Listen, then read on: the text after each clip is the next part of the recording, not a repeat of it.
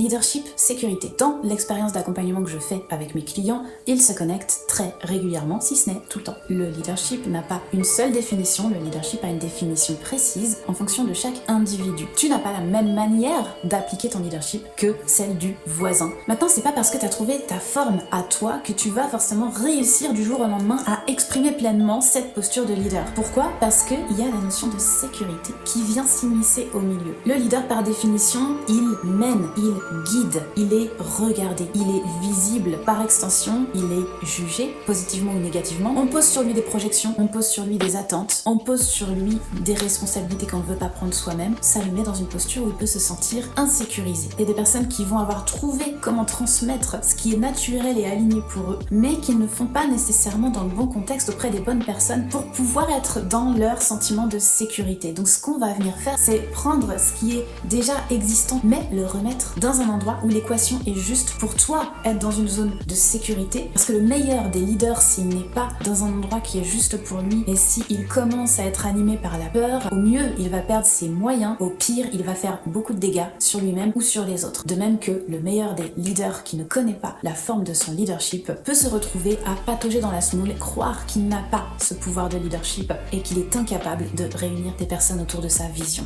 Et ça, c'est dommage.